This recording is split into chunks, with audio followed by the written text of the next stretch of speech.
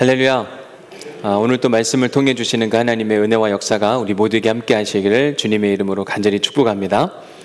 지난주에는 우리 온누리 신앙강령 9-1번 검소함에 대한 말씀으로 함께 은혜를 나누었고, 오늘은 침착함, 온누리 신앙강령 두 번째 이야기 9-2번 침착함에 대한 이야기로 함께 은혜를 나누려고 합니다. 나는 오늘 침착하게 살았습니다.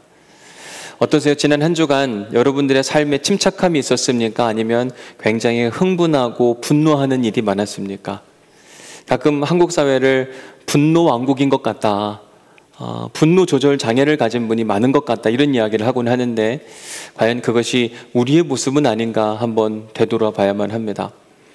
저는 지난주와 이번 주 주일 설교 준비를 하면서 온누리 신앙강령 9번째 이 구절을 깊이 묵상하는 중에 이 침착함과 검소함이라는 표현이 서로 다른 주제인 것 같기는 한데 결코 다르지 않고, 이 성령의 은사 중에 사랑의 은사와 깊은 연관성이 있구나라는 사실을 깨닫게 됐습니다. 다시 말해서 검소한 인생, 누가 그렇게 살 수 있는가? 성령의 열매인 사랑의 은사가 가득 차고 넘친 사람들은요, 자기 자신에 대해서는 좀 수수하게, 그러나 타인에 대해서는 사랑하는 마음으로 넉넉하게 대할 수 있는 여유가 있다. 검소함하고 인색함은 완전히 다르다고 말씀을 드렸어요. 사랑의 마음으로 꼭 써야 할 때는 쓰게 되는데, 보통 그래서 성령 충만한 사람들은 사랑을 장착하게 됩니다. 왜냐하면 성령 하나님의 역할 중에 하나가 뭐냐면 우리의 삶 가운데 사랑하는 마음을 불러일으키거든요. 내가 성령 충만하고 싶다, 그 말인즉슨 내가 더 큰 사랑의 사람이 되고 싶다. 물론 하나님이 우리에게 성령을 부어주시고 사랑의 마음을 부어주시면요, 우리 안에 사랑의 우선순위라는 게 있습니다. 사랑할 때 무엇을 먼저 사랑해야 되는가? 성령 충만한 사람들은 첫 번째로 하나님을 사랑하고, 두 번째로 이웃을 사랑하고, 세 번째로 자기 자신을 사랑합니다. 그래서 검소한 사람들은 하나님이 먼저이고 그 다음에 이웃이고 자기 자신이 세 번째. 사단 마귀는 이 순서를 뒤바꾸려고 합니다. 뭘 뒤바꾸려고 하는가? 하나님 사랑과 자기 사랑의 순서를 바꿔버려요. 1번과 3번의 순서를. 마귀는 끊임없이 우리에게 유혹하죠. 너 먼저 생각해. 너도 있고 남도 있는 거지. 뭐 그렇게 착한 척 하려고 하는 거야? 뭐 먼저 배려하려고 하는 거야? 아니야. 너부터 생각하려니까. 너가 우선이고 하나님도 너를 위해 있는 것이고 철저하게 너 중심적으로 살아야 돼. 그래도 괜찮아. 착한 척 하지 마. 이런 이야기에 속아 넘어간 대표적인 사람이 창세기 3장에 나오는 아담과 하와예요. 창세기 3장 5절 말씀에 보니까 너희가 그것을 먹는 날에는 너희의 눈이 밝아져서 하나님과 같이 된다. 그러니까 너는 지금 하나님이 먹지 말라고 하는 그 선과 악을 알게 하는 나무를 먹게 되면 너희들이 하나님처럼 될 거니까 너를 위하여 먹어도 된다. 계속 이야기를 하는 거죠. 그 이야기를 듣고 3장 6절 말씀에 보니까 여자가 그 열매를 먼저 따먹습니다. 그리고 그걸 누구에게도 줘요? 남편에게도 줍니다. 남편한테는 왜 줬을까요? 공범을 만들려고. 혼자서는 안 되겠다. 같이 먹자. 하나님이 하지 말라는 일들을 하게 되니까 나타나는 특징들이 있는데 이렇게 소개합니다. 하나님의 낯을 피하여 동산 나무 사이에 숨은지라. 피하는 것, 숨는 것은 죄를 지은 사람들의 공통적인 특징입니다. 근데 하나님의 특징은 뭐냐면 이러한 그들을 찾아가세요. 그리고 교제하기를 원하십니다. 하나님이 아담에게 이렇게 물으십니다. 이르시되 누가 너의 벗었음을 내게 알렸느냐? 내가 내게 먹지 말라 명한 그 나무 열매를 내가 먹었느냐? 너 왜 벗었다고 숨었냐? 그리고 그 나무 열매 먹은 거야? 이렇게 물은 겁니다. 자, 여러분, 그러면 지금 아담이 해야 할 답변은 뭐죠? 너 그 열매 먹었냐 안 먹었냐? 그러면 뭐라고 답해야 됩니까? 먹었다 안 먹었다, 이 둘을 이야기해야 되잖아요. 그런데 12절 말씀을 보십시오. 같이 한번 읽어볼게요. 시작. 아담이 이르되 하나님이 주셔서 나와 함께 있게 하신 여자 그가 그 나무 열매를 내게 주므로 내가 먹었나이다. 자, 먹었습니까 안 먹었습니까? 먹은 이야기가 어디가 있어요? 저 뒤에가 있습니다. 앞에 무슨 이야기예요? 핑계를 대는 겁니다. 난 안 먹으려고 했는데 하나님이 저에게 만들어주신 그 여자 때문에 내가 어쩔 수 없이 먹었다고 이야기합니다. 근데 생각해보면 아담과 하와의 관계가 이렇게 시작하지 않았거든요. 창세기 2장 23절에 보면 아담이 하와를 만났을 때 이렇게 이야기합니다. 아담이 이르되 이는 내 뼈 중에 뼈요 살 중에 살이라. 너무 좋은 거죠. 기다렸다는 겁니다. 그런데 지금 창세기 3장에 와서 보니까 그 여자 때문에 내가 이렇게 되었다 이렇게 이야기를 하잖아요. 저는 이 모습을 보면서 사랑이 변하는 건가? 여러분 어떻게 생각하세요? 사랑이 변합니까? 안 변합니까? 변하는 것 같아요. 어떻게 이렇게 바뀔 수가 있나? 분명히 저는 그렇게 좋다고 그랬거든요. 근데 어느 순간 되니까 내가 언제? 내가 이렇게 된 건 너 때문이야. 너만 잘해봐라. 내가 이렇게 됐나? 사랑은 변하는 것 같아요. 근데 어떻게 변하느냐가 중요한데 이렇게 변한 사랑을 우리는 변질된 사랑이라고 이야기합니다. 질이 달라졌어요. 그런데 이런 사랑만 있는 게 아니라 사랑은 변하는데 성숙한 사랑도 있습니다. 이 성숙한 사랑을 하는 사람들의 특징은 뭐냐면 살아가면 살아갈수록 좋고 어떤 문제 앞에서 깨어지는 게 아니라 더 단단해집니다. 그런 사랑을 하는 사람들은 쉽게 화를 내지 않아요. 오히려 침착하게 어떤 문제를 대응하려고 합니다. 그 대표적인 예가 바로 우리의 구원자 되신 예수 그리스도. 예수님은 갈릴리 나사렛 출신으로 이제 공생애를 막 시작하려고 할 때 먼저 갈릴리 일대에서 제자될 만한 사람들을 부르시고 또 유대 땅을 다니면서 제자될 만한 사람을 부르셨어요. 아무개야 나를 따라오너라. 내가 너에게 새로운 임무를 맡기고 싶은데 사람의 생명을 다루는 일이니라. 나와 함께 일하지 않겠니? 이러한 부르심을 받은 사람들을 보면 그들은 세상 사람들로부터 호감을 받는 사람들은 분명히 아니었습니다. 예수님의 제자들 한 사람 한 사람 보면 와 그래 저 사람은 뽑힐만 해서 뽑혔어 라고 말하는 사람들이 없더라고요. 뭔가 다 문제가 있습니다. 그렇다고 능력이 대단했냐? 하나님 나라 사역을 하기에 그들은 결코 출중한 인물들은 아니었어요. 그런데도 불구하고 하나님이 그들을 부르셨고 그들에게 하나님 나라 사역을 맡기셨습니다. 제자들도 알았습니다. 자기들이 그럴 만한 자격이 있는 사람들이 아닌데 예수님이 불러주셨고 사명을 맡기셨으니 이들은 충성을 맹세해요.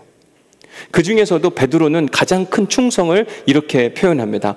마태복음 26장 33절 말씀 같이 한번 읽어보겠습니다. 시작. 베드로가 대답하여 이르되 모두 주를 버릴지라도 나는 결코 버리지 않겠나이다. 예수님 인생에 큰 어려움이 찾아온다 할 때 여기 있는 다른 사람은 몰라도 저만큼은 결코 주님을 버리지 않을 겁니다. 걱정하지 마십시오. 제가 당신을 지켜드리겠나이다. 이런 이야기를 하는 거죠. 얼마나 예수님은 뿌듯했을까요? 그런데 말과 실제는 다른 겁니다. 얼마 지나지 않아서 26장 56절 말씀으로 가서 보니까 예수님에게 위기가 찾아왔을 때 제자들이 베드로를 포함하여 모두가 다 예수를 버리고 도망하니라. 여러분 예수님 입장에서 은혜를 입고 예수님을 배신한 제자들 만약 그들을 다시 만나게 되는 계기가 된다면 예수님은 어떻게 반응할까?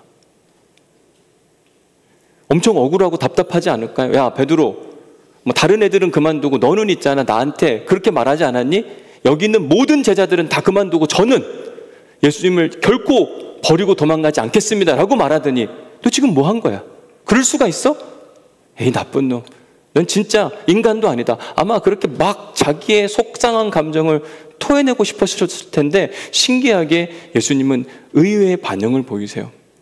요한복음 20장에 보면 예수님께서 부활하신 이후에 첫 번째로 제자들에게 나타나셔서 하신 이야기를 이렇게 소개합니다. 같이 한번 읽어보겠습니다. 시작.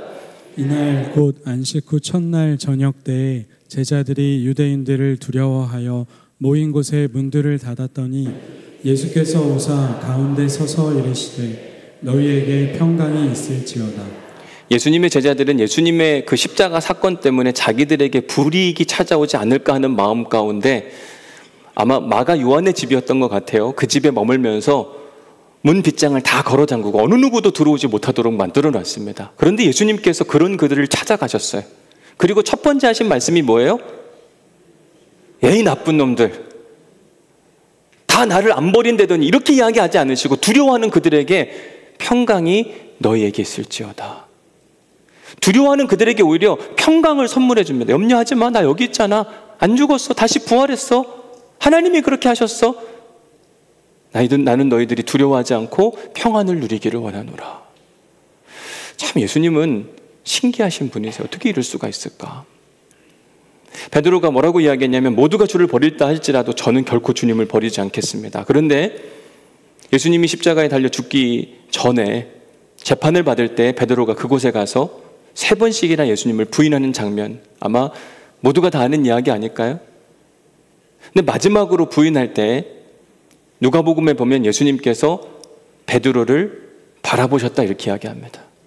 나는 모르오라고 이야기할 때 예수님이 그 이야기를 듣고 몸을 돌이켜 베드로를 바라보시니, 저 본다라고 하는 표현을 할 때 엠블레포라고 하는 단어를 사용합니다.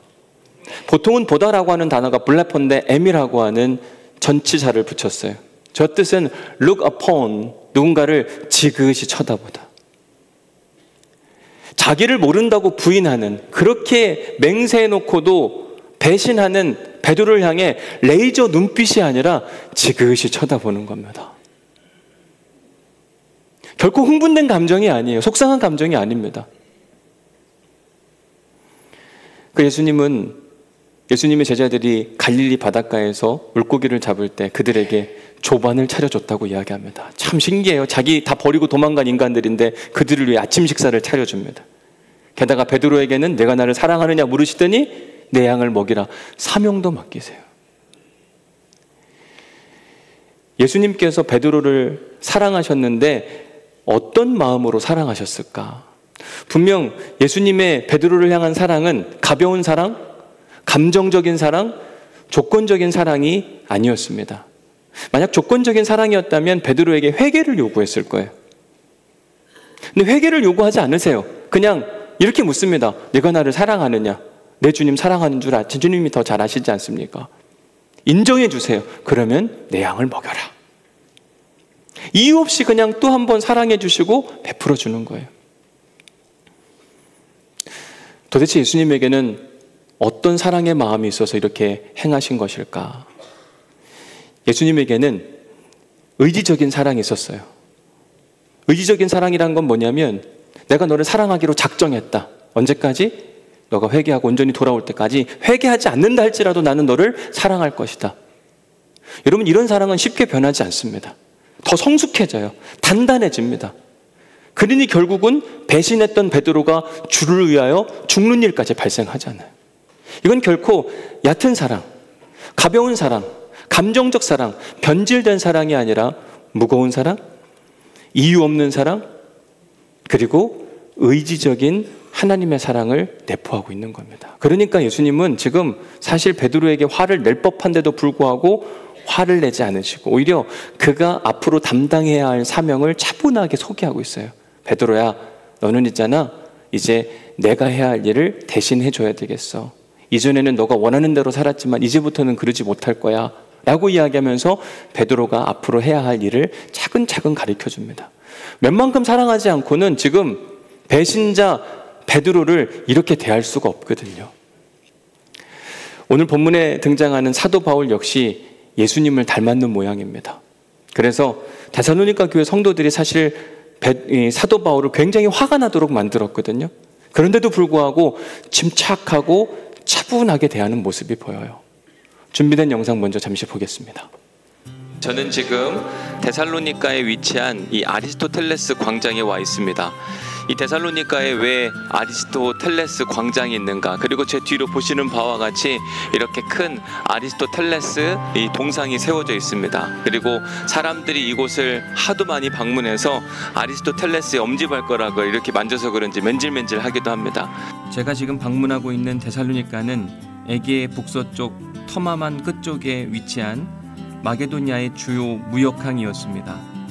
데살로니가는 로마 제국이 세계를 지배하기 전 헬라 제국에서 마게도니아 지역의 중추적 역할을 했던 중심 도시였습니다. 그래서인지 도로가 잘 닦여져 있었고 또 그 길을 따라 수많은 사람들이 왕래하고 있었습니다.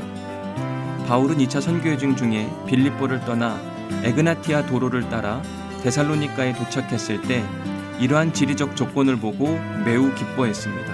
왜냐하면 예수님의 지상 대위임 명령을 완수하는 데 있어서 데살로니가가 중요한 도시임에 틀림이 없었기 때문입니다. 아니나 다를까 바울이 데살로니가에서 적극적으로 복음 전도를 시도했을 때 적지 않은 헬라인들과 귀부인들이 십자가 복음 앞으로 나아오는 은혜와 역사를 바울이 경험했습니다. 문제는 늘 그렇듯이 바울을 경계하고 시기심이 가득했던 무리들이 데살로니가에도 있었습니다. 그들로 인해 바울은 아쉽게도 서둘러 데살로니가를 떠나야만 했습니다. 더 큰 문제는 바울의 적대자들이 바울이 그렇게 떠나고 나자 데살로니가 교회 성도들을 선동함으로 바울은 순식간에 이상한 놈이 되어버리고 말았습니다. 저 멀리 고린도에서 달라진 데살로니가 교회 교우들의 태도에 대해 바울이 들었을 때 그의 심정은 어땠을까? 그렇게 바울을 좋아하던 사람들이 한순간에 등을 돌리고 바울을 몹쓸 사람 취급을 했다는 소식을 들었을 때 바울의 속은 뒤집어졌을 텐데 의외로 바울의 태도를 보면 담담하고 침착한 모습을 보입니다. 그 이유가 무엇일까? 오늘은 오누리 신앙강령 9-2번 침착함을 주제로 은혜를 나누겠습니다.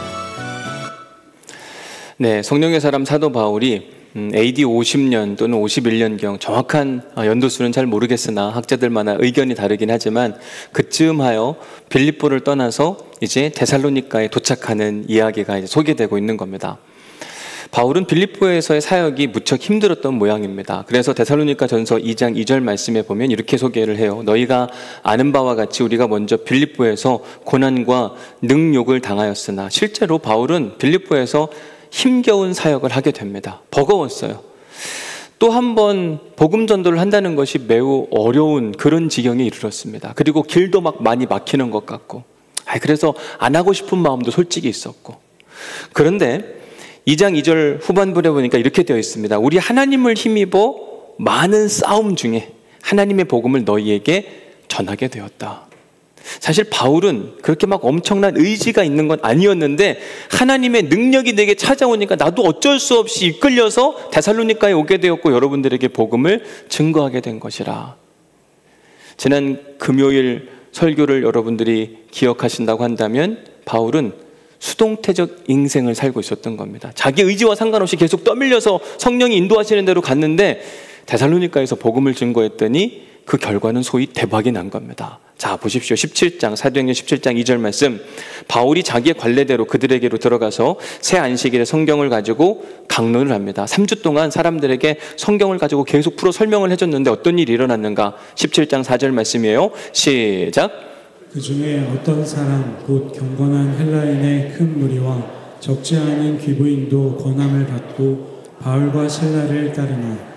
바울과 그 일행들이 데살로니가에서 적극적으로 복음 전도를 하게 되자 경건한 헬라의 큰 무리들, 적지 않은 사람들입니다. 귀부인들, 그들이 복음을 받아들이고 바울과 그 일행들처럼 살기로 결단을 한 겁니다. 그 말인즉슨 오직 예수 그리스도를 믿는 믿음 가운데 살기로 다짐을 했어요. 바울은 떠밀려온 인생이었지만 데살로니가에서 일하신 하나님의 모습을 보고 깜짝 놀랍니다. 하나님은 살아계시다. 나는 비록 여기에 오기 싫었으나 하나님이 오게 하심으로 여기에 딱 와서 복음을 증거했더니 하나님이 예비해 놓으신 사람들이 있었고 그들을 통하여 데살로니가 교회가 형성되기 시작을 했어요. 이미 영상에서 말씀드린 것처럼 늘 바울이 부흥을 주도할 때 시기하는 사람들이 있었습니다. 성경은 이렇게 그들을 소개합니다. 그러나 유대인들은 시기하는 사람들의 특징은 뭐냐면 저자의 어떤 불량한 사람들, 우리로 말하면 불량배들을 이야기하겠죠. 그들을 상당한 돈을 주고 사서 사도 바울의 사역을 방해하기 시작하는 겁니다. 더 이상 데살로니가에서 사역을 할 수 없게 되자 바울은 어쩔 수 없이, 그의 의지가 아니에요, 어쩔 수 없이 데살로니가를 떠나야만 했습니다. 근데 언제 떠나느냐가 중요한데 사도행전 17장 10절 언제 떠나요? 밤에. 여러분, 밤에 도망치는 사람들을 우리가 뭐라고 이야기하죠? 야반도주했다. 웬만한 사람들은 밤에 안 도망가거든요. 그러니까 밤에 바울이 데살로니가에서 베레아로 도망가자 바울을 적대시하던 사람들이 그거 봐라, 야, 그 사람이 얼마나 잘못한 일이 많았으면 한밤중에 너희를 두고 그냥 도망갔겠느냐. 그 사람의 메시지에 신빙성이 없다. 거짓 선지자다. 그들의 말을 따르지 말고 회개하고 우리를 따라오라. 계속 여러 가지 말들로 사람들을 종용하는 겁니다. 사람들이 바울의 적대자들의 이야기를 듣다 보니 그런 것 같기도 해요. 그래, 왜 한밤중에 도망가? 바울이 그땐 이렇게 말을 했는데 아닌 것 같기도 하고, 에이, 그 사람 몹쓸 사람이네. 그런 결론과 함께 일부의 사람들이 지금 데살로니가 교회에서 바울을 싫어한다는 이야기가 디모데를 통해 고린도에 있던 바울에게 들려온 겁니다. 여러분 생각해 보십시오. 한때는 바울을 되게 좋아했어요. 바울이 전하는 메시지 때문에 가슴이 뜨거워졌고 눈물을 흘리고 회개하고 나아갔던 사람들이에요. 그런데 어떤 사람들의 말에 의해 농락당해서 바울을 오해하고 모함하고 몹쓸 사람이라는 표현들과 함께 바울을 적대시합니다. 만약 여러분들이 이런 대우를 누군가한테 받는다고 한다면 여러분들의 반응은 어떠실까요? 보통 오해당하고 모함을 받게 되면 우리가 취하는 첫 번째 태도가 뭐냐면 감정적 분노가 찾아옵니다. 화가 나잖아요. 내가 어떻게 해줬는데 나한테 그럴 수가 있냐. 그게 좀 더 심해지면 육두문자를 사용한 폭력적인 언어가 나옵니다. 나도 모르게 이게 화가 끌어올라서 그런 겁니다. 이게 더 심각해지면 복수심에 불타는 거죠. 너가 나한테 그렇게 했으니까 나도 반드시 너에게 갚아주리라. 이게 일반적인 사람들이 배신감을 느낀 사람들에 대한 태도입니다. 그런데 데살로니가 전서와 후서의 말씀을 묵상하다 보니까 바울의 편지 안에, 데살로니가 교회 교우들을 향해 쓴 편지 안에 이런 모습이 보이지 않아요. 참 의외더라고요. 우선 데살로니가 전서 1장 2절 말씀을 보면 우리가 너희 모두로 말미암아 항상 하나님께 감사하며, 바울이 뭐라고 이야기하냐면 데살로니가 교회 교우들을 만난 것을 내가 항상 하나님께 감사한대요. 근데 거기에 뭐라고 표현했냐면 나를 좋아하는 사람들을 만나, 이렇게 표현하지 않고 너희 모두, 그 너희 모두에는 바울을 지지하는 사람도 있고 반대하는 사람도 있는데 바울은 자기를 반대하는 사람들까지 만나게 하신 하나님께 감사한다고 이야기를 합니다. 여러분, 누군가는 나를 미워하고 오해하고 비방하는 가운데 있는데 여러분들은 그 사람들을 향해 나는 당신한테 감사한다, 당신을 만나게 하신 하나님이 얼마나 좋은지 모른다. 여러분, 이게 제정신인가요? 과연 이게 가능한 일일까? 바울은 그렇게 하더라고요. 여기서 끝나지 않고 바울은 또 이렇게 칭찬합니다. 또 너희는 많은 환난 가운데에서 성령의 기쁨으로 말씀을 받아 우리와 주를 본받는 자가 되었으니. 사실 지금 본받는 모습이 보이지 않는데 옛날 얘기를 하는 겁니다. 내가 보니까 너희들은 참 좋은 성도들이었어. 무슨 말씀이 떨어지면 마치 성령님이 강단에서 말씀하시는 것처럼 그 말씀을 아멘으로 받아들이고 그 말씀을 너희들의 삶에서 소화하는 아주 특별한 공동체였어. 응원하고 칭찬해요. 또 한 가지 칭찬을 이렇게 합니다. 그러므로 너희가 마게도냐와 아가야에 있는 모든 믿는 자의 본이 되었느니라. 너희들은 있잖아, 주변에 있는 사람들이 너희들 때문에 예수를 믿게 되는 놀라운 은혜와 능력이 있었잖아. 그런데 이렇게 칭찬하는 그 대상이 누구냐면 데살로니가 교회 교우들이었는데 그들은 지금 바울을 오해하고 모함하고 비방하고 있는 중이었습니다. 옛날엔 그렇게 바울을 응원하고 지지하고 자랑하고 다니더니 한순간에 확 마음이 바뀌어가지고 전혀 다른 태도를 보이고 있는데 사도 바울은 그들에게 여전히 같은 모습을 보이고 있어요. 오늘 본문 19절 20절은 더 대단한 표현입니다. 자, 19절 말씀 같이 읽어볼게요. 시작. 우리의 소망이나 기쁨이나 자랑의 면류관이 무엇이며 그가 강림하실 때 우리 주 예수 앞에 너희가 아니냐. 우리가 예수님을 만나면 자랑할 게 무엇일까? 기쁨이 무엇일까? 소망이 무엇일까? 너희들, 당신들이 나한테는 예수님께 자랑할 자랑거리요, 소망이요, 기쁨입니다. 아니, 지금 자기를 서운하게 하고 억울하게 만드는 데살로니가 교회 교우들을 향해서 여러분들이 나의 소망이고 여러분들이 나의 기쁨이며 여러분들이 나의 자랑입니다. 20절 말씀해 보니까 너희는, 여러분들은 우리의, 나 디모데와 실라와 바울, 이렇게 우리의 기쁨이고 자랑이고 영광이라고 이야기를 해요. 와, 이게 어떻게 가능한 일일까? 보통 우리는 누군가가 화를 나게 만들게 되면 감정적으로 폭발을 하거든요. 그 분함을 막 감추지 못하고.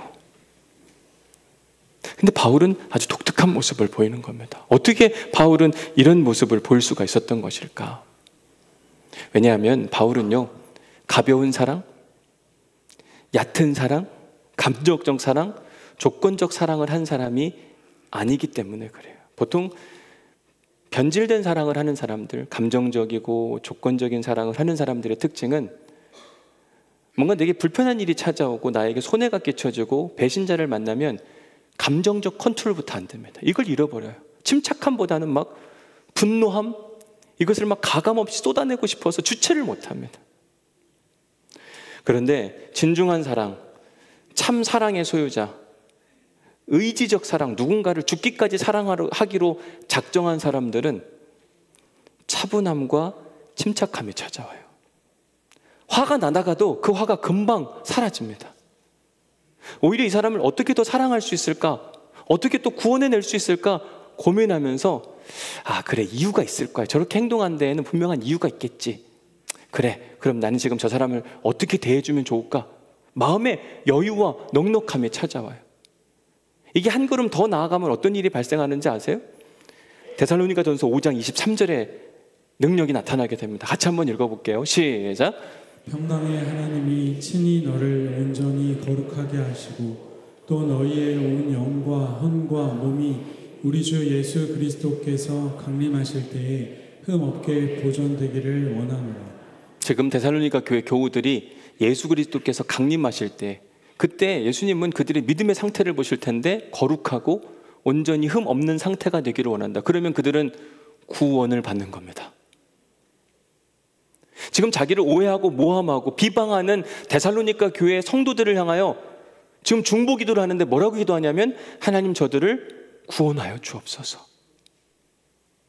여러분, 웬만큼 침착하면 이런 기도가 안 나온다니까요.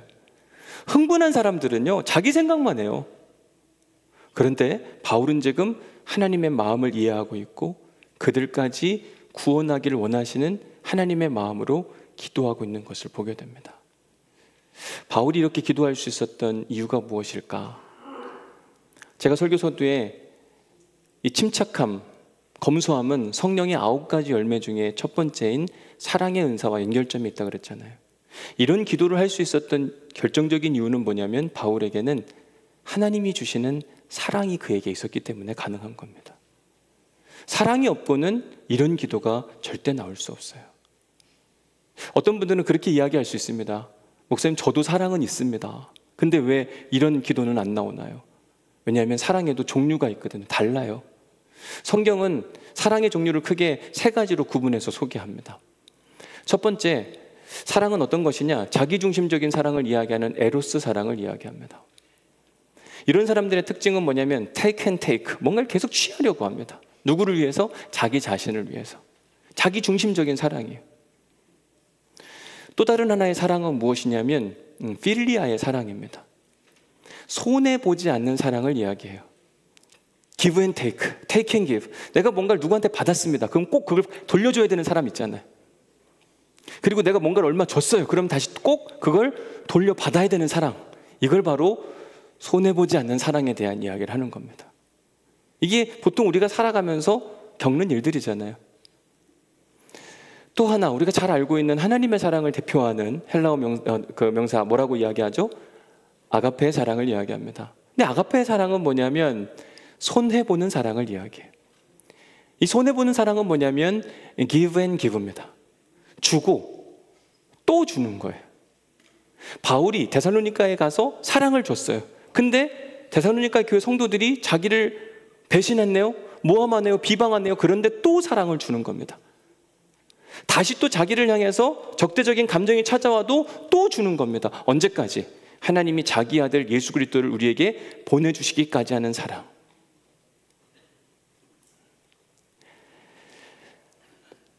보통 사람들 중에 화가 많은 사람들은 1번의 사랑을 많이 합니다.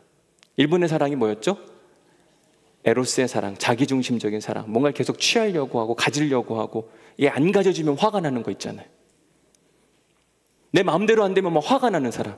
그러니까 흥분하고 화를 내는 사람들을 보면 자기 마음대로 잘 안 될 때, 자기중심적인 사랑을 할 때, 1번의 사랑을 할 때 그런 모습이 보여요. 보통 침착하고 이해하는 마음이 넓은 사람들의 특징은 뭐냐면 3번의 사랑을 합니다. 3번은 뭐였어요? 아가페의 사랑이에요. 그냥 주기로 작정한 거예요. 더 주려고. 빼앗아 가면 그래 가져가라.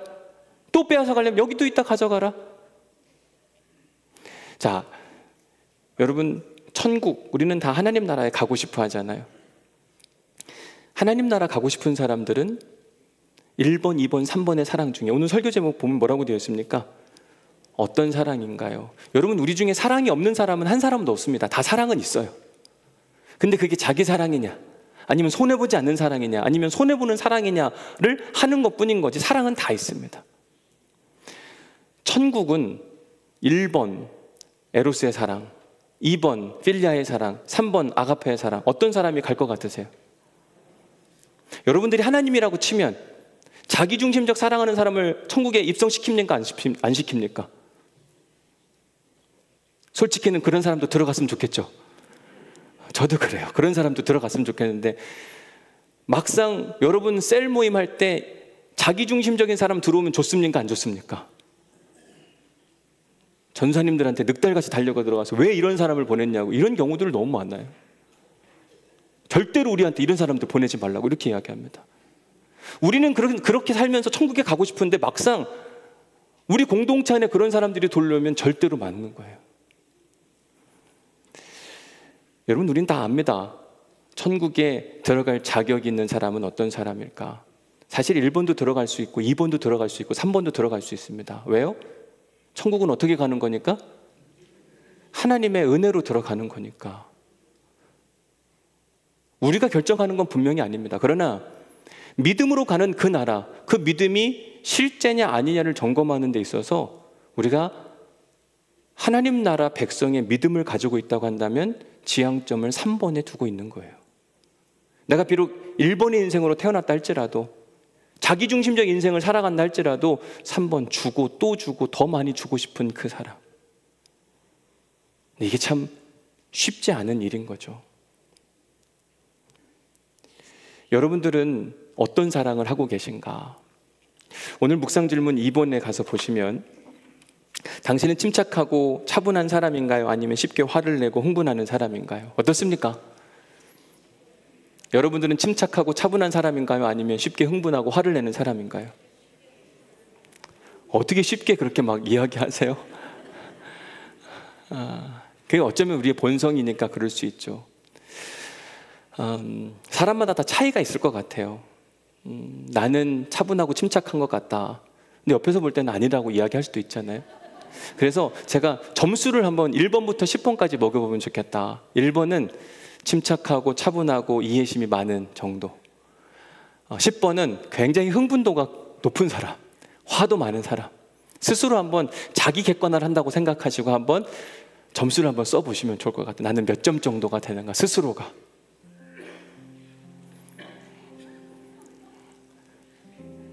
해보세요.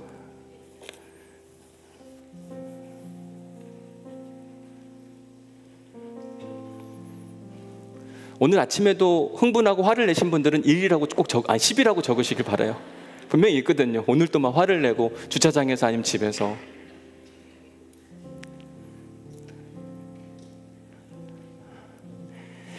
내가 왜 화가 많은가 생각해 보면 이 사랑의 3가지 종류 중에 이미 말씀드린 것처럼 에로스의 사랑에 가까운 사람, 자기중심적, 에로틱한 것, 감정적인 것에 집중하는 사람, take and take, 계속 뭔가를 취하려고 하고, 이게 마음대로 안 되니까 막 분노하고 화가 나는 거라니까요. 사실 우리는 2번만 잘해도 욕은 먹지 않습니다. 그죠? 손해보지 않는 사랑만 해도 우리는 아유 그래 됐다, 인성 논란에서 문제가 없어요. 근데 2번도 보면 제가 2가지를 제시했어요. take and give, 먼저 주면 그 다음에 이렇게 돌려주는 거. 근데 여기보다는 또 우리가 한 단계 더 가야 되지 않을까요? 내가 먼저 주고 그래 다시 돌려주면 고맙고, 여기까지만 가도 그 근데 하나님이 우리에게 원하시는 건 2번이 아니라 어디까지 가게 원하신다고요? 3번. 주고 또 주고 더 주고 계속 주고. 그렇게 마음에 작정을 하면 화가 덜 나요. 어차피 주기로 작정했으니까. 근데 안 뺏기려고 하면 그때부터 화가 나는 거거든요. 여러분 몇 번이신가 한번 잘 생각해 보시기를 바라요. 자, 여러분들이 보시기에 저는 몇 번입니까? 다 자기 객관화가 안 돼요. 그죠? 저도 제 객관화가 잘 안 됩니다. 여러분들이 볼 때 저는 1, 2, 3번 중에 어디에 가깝다고 생각하세요? 아니 1부터 10까지 어디에 가깝다고 생각이 드세요? 저는 1번이 되고 싶은데 1번이 아니라는 사실을 지난 금요일 날 깨닫게 됐어요. 설교 준비를 다 마치고 났는데 진짜 화날 일이 막 찾아온 겁니다. 그냥 화날 일이 아니라 정말 우리가 그런 표현 하잖아요. 뚜껑이 열린다. 그만큼 정말 화가 날 일이 제가 웬만하면 화를 정말 안 내긴 하거든요. 그렇죠, 유 목사님? 화를 막 내가 엄청 내지는 않거든요. 근데 저도 화를 내는 사람이더라고요. 우리 사역자들한테 내진 않지만 제가 집에 가서 엄청 씩씩거렸거든. 근데 토요일 날도 그 감정이 안 사그러 드는 거예요. 주일날 이 설교를 해야 되는데 다 이미 설교 준비 끝났는데 난감하더라고요. 어젯밤에 자는데도 해결됐다 생각하는데도 여전히 남아 있었어요. 그래서 그랬는지 오늘 새벽 일찍 잠에서 깼습니다. 화장실 잠깐 갔다가 다시 잠을 청하고 싶은데 오늘 오후에 계속 뭐가 사역이 있는데 큰일 났다. 어떡하냐. 근데 도무지 잠이 오지 않아서 얼른 씻고 이제 집을 나섰는데 교회 사무실로 올까 그러다가 문득 저 달맞이에 카페가 생각이 나서 24시간 하는 데가 있거든요. 거길 가야 되겠다. 가서 커피 한 잔 시켜놓고 생각의 정리. 그러면서 제가 성경 통독을 쭉 하고 있는데 지금 읽고 있는 곳이 어디냐면 욥기예요. 욥기. 왜 하필 또 욥기의 말씀을 읽게 하시는지. 여러분 욥기에 보면 욥이 엄청 화가 나 있잖아요. 하나님께 이야기하면서 그렇게 신실한 욥도 삿대질해가면서 하나님 내가 잘못한 게 있으면 찾아와서 나한테 따져 물으시고 징벌하시면 내가 알겠으나 이유 없이 당하는 고난 도무지 이해할 수 없다. 얘기 좀 해달라. 이런 이야기를 제가 계속 읽다가 오늘 읽게 된 본문이 어디냐면 가서 읽었던 본문이 욥기 38장부터 42장까지. 욥기 38장부터 보면 하나님이 욥을 엄청 혼내세요. 야, 내가 일하는 동안 해 뜨게 한 적 있어? 너 천둥이 어디서부터 오는지 알아? 아무것도 모르면서 뭐가 그렇게 화가 많아? 그러는데요. 마치 저에게 주시는 하나님의 음성처럼 들렸고 42장 말씀에서 제가 제 마음의 모든 것들을 딱 내려놓을 수 있었고 오늘 설교를 할 수 있도록 하나님 만들어 주셨어요. 42장 유진 피터슨이 쓴 메시지라고 하는 성경에 보니까 이렇게 되어 있습니다. 욥이 하나님께 대답했다. 확실히 알겠습니다. 주께서는 무슨 일이든지 하실 수 있고 누구도 그 무엇도 주님의 계획을 망칠 수 없습니다. 주께서 누가 이렇게 물을 흐리고 아무것도 모르면서 상황을 혼란스럽게 만들며 나의 의도를 지레 짐작하느냐라고 저에게 물으셨습니다. 저는 고백합니다. 내가 그랬습니다. 내 능력 밖의 일에 대해 함부로 짓거렸고 내 머리로는 도무지 이해할 수 없는 경이로운 일들을 놓고 내가 함부로 떠들어댔습니다. 이게 꼭 저의 고백 같더라고요. 하나님, 내가 뭐 이렇게 화가 나 있죠? 내가 한 게 아무것도 없고 할 수 있는 것도 없는데 하나님이 이유가 있으니까 그렇게 하신 거라고 하는 깨달음을 주면서 마음이 잠잠해졌어요. 어느 때는 우리가 알지 못해서 그냥 화가 났을 뿐이죠. 다 이유가 있는 거더라고요. 우리가 뭘 어떻게 바꿀 수 있는 존재도 분명히 아니잖아요. 오늘 제가 여러분들에게 침착할 수 있는 이유, 방법, 그것은 사랑이 필요하다. 너무 쉬운 이야기예요. 아가페의 사랑만 있으면 침착해진다. 얼마나 쉽고 간단한 이야기예요. 근데 해보니까 안 되더라고요. 만약 제가 금요일날 이 사건이 없었으면 저는 여러분들에게 너무 근사하게 설교를 마칠 수 있었고 오늘 우리 결단 찬송을 제가 그냥 그대로 불렀을 것 같아요. 여러분 결단 찬송 뭐라고 되어 있어요? 사랑은 언제나 오래 참고. 이 노래 부르면서 아주 은혜스럽게 끝날 수 있었을 것 같아요. 근데 금요일 날 저한테 그러한 감정이 찾아오고 그 일들이 오늘 아침까지 이어지면서 새벽까지 이어지면서 하나님께서 마음을 완전히 바꿔주셨어요. 나는 사랑할 수 없다. 나는 침착할 수 없다. 저 스스로가 누군가를 그렇게 넉넉하게 이해할 수 없는 사람이구나라는 사실을 새롭게 깨닫게 됐어요. 1번부터 10번이라고 치면 10번에 가까운 금요일부터 토요일까지를 보내면서 얼마나 마음이 힘들었는지 모릅니다. 그래서 오늘 여러분들과 함께 부를 마지막 결단 찬양은 사랑은 오래 참고 못 부르겠어요. 좋을 때나 부르죠. 이거 어떻게 부르냐고요. 오늘은 주님 마음 내게 주옵소서. 보소서 주님, 내 마음에 선한 게 하나도 없네요. 오니까 하나님, 내가 내 힘으로는 할 수 없습니다. 주님의 마음이 필요합니다. 주님 마음을 주옵소서. 어제부터 계속 이 찬양을 되뇌이게 됐어요. 오늘 이 찬양을 통해서 우리의 선한 것 없는 마음 가운데 하나님의 사랑의 마음이, 은혜의 마음이 찾아올 수 있기를 주님의 이름으로 간절히 축복합니다. 우리 찬양을 주님께 올려드립시다. 보소서 주님, 보소서 주님, 나의 마음을 선한 것 하나 없습니다. 그러나 내 모든 것 주께 드립니다. 사랑으로 안으시고 날 새롭게 하소서. 주님 마음 내게 주소서. 내 아버지 주님 마음 내게 주소서. 나를 향하신 주님의 뜻이 이루어지도록 주님 마음 내게 주님 마음 내게 주옵소서. 주님 마음 내게 주소서. 내 아버지 주님 마음 내게 주소서. 나를 향하신 주님의 뜻이 이루어지도록 주님 마음 내게 주옵소서. 하나님, 주님 마음 내게 주소서. 내 아버지 주님 마음 내게 주소서.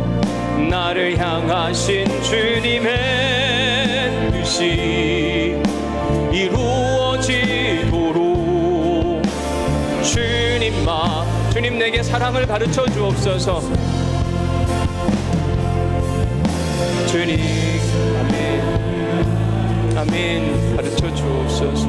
주님의 마음으로, 당신의 마음으로 용서하게 하소서.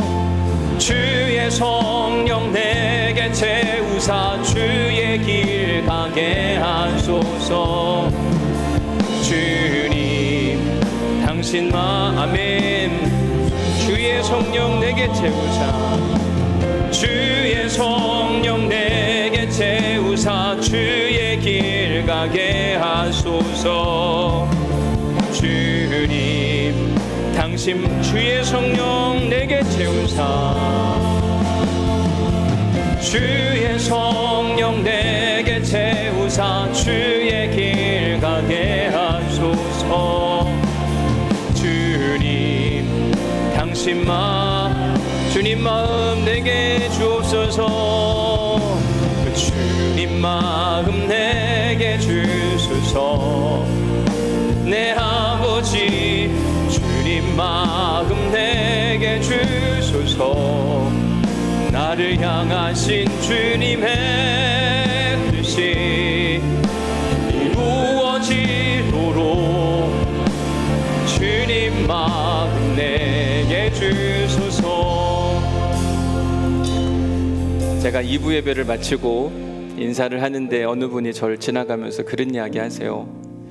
목사님, 오늘 설교에 참 은혜를 받았는데 마음에 큰 집을 갖고 가는 것 같아서 펑펑 울고 그렇게 가셨어요. 그 잔상이 지금도 잊혀지지가 않아요. 왜냐하면 진짜 억울하고 답답한데 또 사랑하라고 이야기하고 이해하라고 하니까 그게 힘든 거예요. 아마 오늘 그런 분들이 계시지 않을까요? 근데 여러분, 욥기도 읽어보시고 시편도 읽어보시면 결국 시편 기자도 욥도 하나님을 향해 그렇게 외치세요. 억울하고 답답하면 성전에 와서 울고 토해내세요. 여러분들에게 화내지 말라는 이야기가 아니에요. 분노가 찾아오는데 어떻게 그걸 그냥 그저 꾹꾹 참고 있습니까? 오늘 또 말씀 들었으니까 참아야지. 성전에 와서 우세요. 부르짖으시고 하나님의 공의가 흘러갈 수 있기를, 그리고 바울을 닮아 보기를 외치시면 됩니다. 주님의 마음을 달라고 하시면서 그렇지 않고 계속 억울해만 하면 병 걸려요. 큰일 납니다.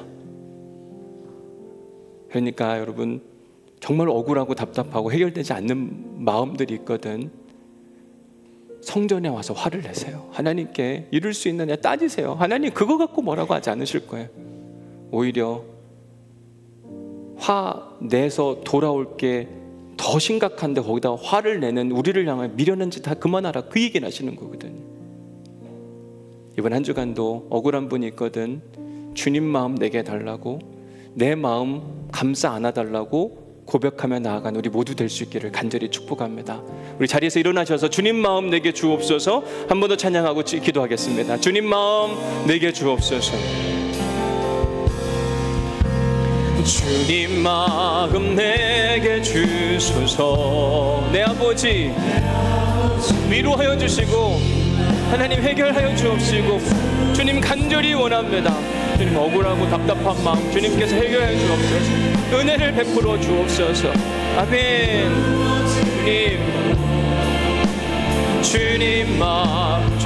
주님의 마음을 내게 주옵소서. 주님 마음 내게 주소서. 내 아버지 주님 마음 내게 주소서. 나를 향하신 주님의 뜻이 이루어지도록 하나님 주님의 마음을 내게 허락하여 주옵소서. 주님 마음 내게 주옵소서. 주님 마음 내게 주소서. 내 아버지 주님 마음 내게 주소서. 나를 향하신 주님의 뜻이 이루어지도록 주님 마음 내. 오늘을 한번 마칠 때 통성으로 기도하도록 하고 마치도록 하겠습니다. 기도하실 때 우리의 억울함과 속상함과 후회됨과 모든 것들을 주여 하고 외치면서 다 떨쳐버리고 가세요. 그렇게 주님의 이름을 간절히 한번 부르짖고 우리 한 1분 정도만 뜨겁게 통성으로 기도하고 제가 마무리 기도하고 마치겠습니다. 우리 함께 기도합시다. 주여! 하나님, 우리에게 억울하고 답답하고 속상한 마음들이 있습니다. 어느 때는 흥분하고 화를 내고 내 감정에 주체하지 못하는 모습들이 분명히 있습니다. 하나님, 우리에게 평안함을 주옵소서. 아무개야 평안할지어다. 예수님이 제자들을 향하여 갔던 이야기가 바로 그거였습니다.